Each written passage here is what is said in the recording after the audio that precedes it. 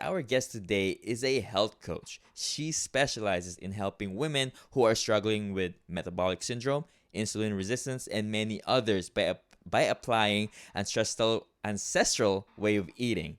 I'm so excited for this. I'm here with Coach Jen Winkler. Coach, welcome to the show. Thanks so much, Lawrence. It's great to be here. Thank you. Coach, I'm truly honored to have you here. Love your story because I've always known that keto or carnivore could do so many great things for our bodies. And I've only read articles about epilepsy in kids and how effective keto or carnivore is to treating that. But I finally have somebody that lived that journey. So thank you so much for coming on. And I appreciate you. Yeah, absolutely. Thank you so much. So, For no, you're welcome and thank you. And I'd like to get into your story with epilepsy that started very early with bouts of epilepsy at mainstream medicine and to changing your life completely. We will get to keto or carnivore in a minute, but I'd like to dive in and understand that your first episode was when you were in fifth grade. Since then, Mhm. you've been on meds, came a point where the medicine to treat your condition is causing some insulin resistance and other side effects, which also led you to switching medication again that led things getting a lot worse. Talk about that time from your first episode and the events that follow. Yeah, absolutely. So, when I was, like you said, in fifth grade, it was my first seizure. I was in computer class, and this was in 1995. So, it was those old green screen types that were very flashy, like little strobe lights here and there. So, when I went to the ER, the doctor wasn't sure exactly what I had. He said it may have been a seizure, it may have not been. Maybe I passed out, so they disregarded it. Mm-hmm. I think it was like maybe 2 or 3 months later at my friend's sleepover. You're in fifth grade, you're not going to sleep, you're going to have fun all night. So I didn't sleep at all. But by the time I got home, and actually the car ride home, also, I noticed some issues that I couldn't focus and I couldn't think straight. But when I got home and I was in my bedroom trying to tell my mom about it, all of a sudden I couldn't talk, my arm froze. And yeah, and then went into a full grand mal seizure. So then at the hospital, because it was two episodes Mm. pretty close together, that's when I got the diagnosis of epilepsy. I was on one medication of Tegretol Mm. for a very short time, like 2 weeks. And then they switched me to Depakote, which I was on throughout until high school. I still Mm. had seizures between fifth grade and high school, but every time I had one, the doctor's protocol was just, okay, let's up the medication, up the medication. And it eventually got to an amount that I was just constantly gaining weight and I was getting unhealthy. Mm. I was getting acne, insulin resistance, which the insulin resistance really was probably the bottom line of all the other side effects. At that time, that medication was deemed a very safe and effective medication. Since then, that one is now used minimally in only extreme circumstances. So it goes to show, too, where Mm. pharmaceuticals eventually evolve as more evidence comes. So, yes, I got the insulin resistance in 2003 when I was in college. I was driving to my college and I got like a severe pain on my side, and it was severe pancreatitis from that medication. Mm. So they knocked me out for a whole week. I have no idea what happened during that week. When I woke up, is when they switched me to a new medication again. Mm. I had another 5 seizures after that. So they had to switch me to another one in a dual medication. And I was on that for a while. But I started getting other side effects, like feeling like a seizure was going to come on, Mm. which is what they call an aura.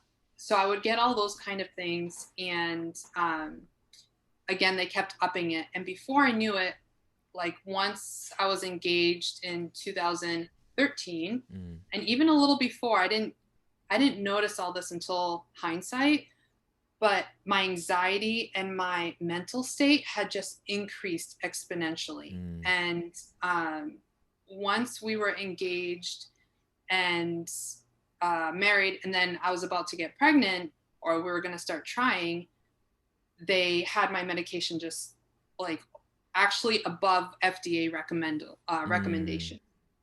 So I just stuck it through the pregnancy. Think thank God it was a healthy pregnancy. I did gain almost 80 pounds during the pregnancy, which is not healthy.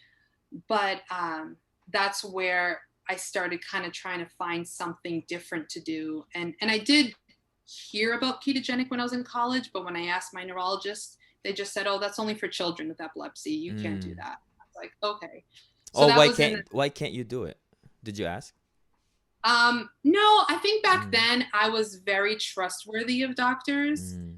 So I was just like, Yeah. okay, if that's what you say. Mm. And there wasn't as much stuff out on the internet back then Right. as there is now. Yep. So anytime I tried looking some stuff up, it was always, okay, it's just for children. It's just for children. And but it is a very solid question. And I think like what I hear now of people, the way they used to, why they used to say that is because when they do it with children, they can be in a controlled environment. They can leave school for a little bit and stay in the hospital while they implement a very strict ketogenic diet. It's not the typical keto you hear out there with the keto ice creams and some of the processed foods. So I think that was kind of their mentality of it. They eventually did roll out with modified Atkins for adults. John Hopkins has used it with many adults with epilepsy with success. So they realized later on with adults, you don't need it to be as strict as with children. It's just controlling the carbs to get your body into a state of ketosis. So you're getting those ketones to the brain.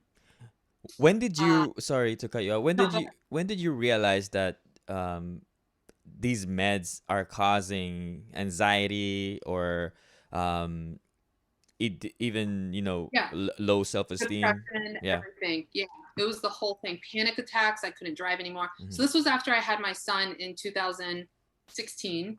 I thought it was just a postpartum thing, but it wasn't going away. And I would say like the end of probably about 6 to 8 months after giving birth, I realized this isn't changing. I wasn't breastfeeding anymore. There wasn't as many hormonal changes. My cycles weren't getting back to normal. So I started low carb first just to get the weight off. It helped a little bit, but it wasn't helping with the mindset stuff, with the panic attacks, anxiety attacks. So we had watched The Magic Pill on Netflix back then. And when I say we, I mean my husband and myself. And it was pretty life-changing. I don't care for documentaries very much because a lot of them are pretty subjective and have a narrative. But this one I felt was just the facts. There were personal stories. Girl with autism, I think a diabetic, and I can't remember the third one. But the girl with autism just struck me of going from nonverbal to verbal. So my husband and I, we knew we weren't living healthy. We're like, let's just try it. He was going to try juice cleanse for his colitis. And he's so thankful now he didn't do that. Is this you now looking for more other solution? Yes. Yeah. Okay. This was me just trying to find something else. Low carb was kind of helping, but I didn't have the energy. My anxiety was still there. Now what got you there from? Is this the uncertainty that I know you talked about your medical professional on how to treat this disease? I heard you talk about switching meds without going into proper procedures or testings, ECG or etc. Yeah. Is that part of that of why you're looking for more solution? No, that came later on. So I did talk to my neurologist prior to that. Yes, you're right. Because I was trying to find, I asked her again, this was a new doctor, like, what can I do? And all she knew was modified Atkins. And she didn't have any guidance, any dietitians, anyone to send me to. So I see where you're asking. I just kept going doctor to doctor to doctor for so many different issues, gut issues, anxiety, the depression, not just the epilepsy. And they kept coming to a roadblock. Like, I don't know what's wrong. And no one ever thought to think, could it be the medication itself? Could it be too much for her? Could it be a bad match? Something. Yeah, because I understand it, because you not taking any tests and them just switching meds like that without any proper testing will make anyone think that what's the basis of this, or am I just putting into trials at this point, right? No, exactly. It's And it's hard because in the neurology field with epilepsy, Mm-hmm. a typical appointment would just be, how are you doing? Okay, let's check basic vitals and Mm. stuff. And they have these neurological tests pushing on hands and stuff. But they don't, and then they just ask, how are you feeling? Mm. And I'm like, okay, do you have any seizures? No, I didn't Mm. have any in the past year. It's, okay, how do you feel about your medication? That was the one since I was a child I Mm-hmm. never understood. And I'm like, well, what do you mean? And they said, do you feel you need more or do you feel you need less? And I Wow. swear, every appointment this happened, Lorenz. It was so strange to me, and I always complained about it. And it still kind of happens here and there. It's a little bit better with my new neurologist, but I was like, well, you're the doctor. You went to school for like what, 15 years? Like, please tell me. And there wasn't many tests. It's yeah, it's just throwing things on the wall and hoping one sticks. Did you feel that way? Yeah, no, it totally did. So yeah, I mean, I just got to the point of I needed to take it in my own hands, Mm-hmm. and just try something. I knew I wanted to do it correctly. Mm-hmm. Uh, I'll be honest, I don't think I searched hard enough for Mm-hmm. someone that could coach me Yeah. or guide me through it. So I just want to start myself Mm-hmm. because I didn't know who to trust anymore. Yeah, it's So I, it's a common theme for a lot of people where you get to that point where enough is enough. I feel like you're at that point in this story, but the difference is with you and others is you had recognized that you had to look someplace else because this path isn't doing you any good, both mentally and physically.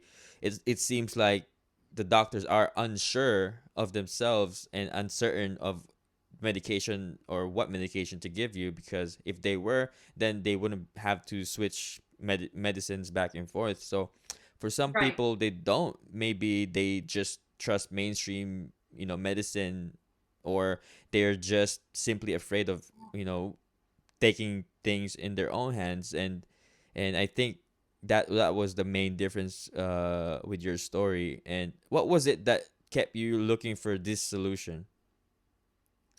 To find the keto solution Mm-hmm. or just dietary. For your episode, for your the Yeah. epilepsy. Yeah. Well, you get to a point where you feel like you've tried everything. Mm. You know, like I said, I was going to different doctors all the time and I wasn't finding any solutions. Mm. So yeah, it made sense to me. And I know autism and epilepsy can be related. So when I saw the results in that child Mm. on the magic pill, Mm. changing from nonverbal to verbal, and her everything like I always use the word anxiety, but Mm. she seemed very off the, almost like ADD, ADHD. She couldn't stop Mm. moving, and all of a sudden there was a calmness about her. And the more I read, I knew from years ago Mm. ketogenic worked with children, but no one could tell me why it wouldn't work for adults. Mm. Okay, would it be difficult? Yes, but would it work? So, I mean, we tried it. My husband supported me. He's like, "Yeah, let's do it," and for him, he got a change in his colitis within 5 weeks. His Wow. colitis was gone. He was in the middle of a major flare up that was lasting 2 to 3 months. And he has not had a flare up in 3 months. And he's off of all his Mm. medications. So he was a little more lenient, which he could be because Mm. he's very active. For myself, I wanted to make sure I did it right. I got the ketone monitor. I use Keto Coach. And if anybody wants that, they can go to my bio and I have a link for it. Mm. But I use that to check my beta hydroxybutyrate in my blood. At first, it was very tricky of figuring out what to make and make sure I don't go too much fat or too little protein or whatever. Mm. But again, I used an app to track those macros, and I started shedding the weight, which was a great side effect of it.